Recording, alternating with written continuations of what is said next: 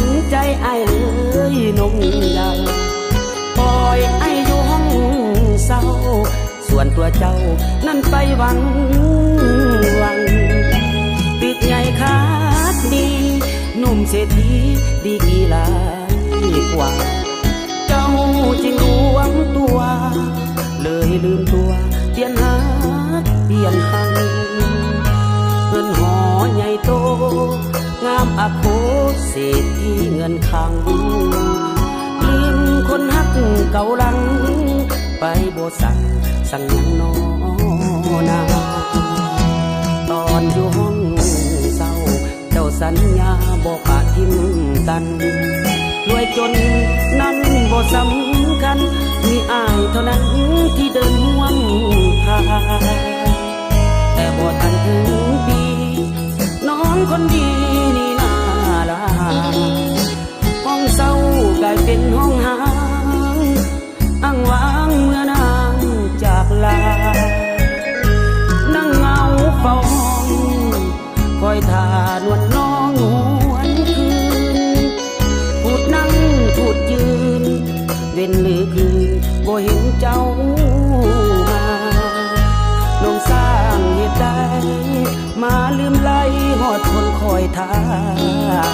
ผู้บอกคนคอยสิบ้ากับเถิดการดาห้องเศร้ายังคอย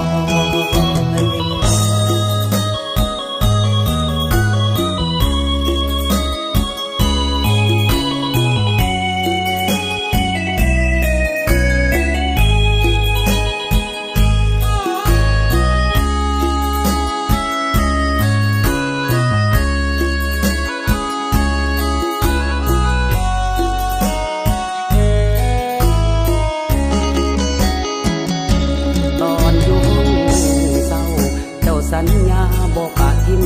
กันรวยจนนั้นบ่สำคัญมีอ้ายเท่านั้นที่เดินห่วงทางแต่บ่ทันถึงปีน้องคนดีนี่น่าลาห้องเศร้ากลายเป็นห้องหางอ้างว้างเมื่อนางจากลานั่งเงาเฝ้าห้องคอยท่านวลน้องหวนคืนพูดนั่งพูดยืนเว้นหรือคืนบ่เห็นเจ้ามาน้องสร้างเหตุใดมาลืมไหลหอดคนคอยท่าผู้บอกคนคอยสิบ้ากับเถิดการดาห้องเศร้ายังคอย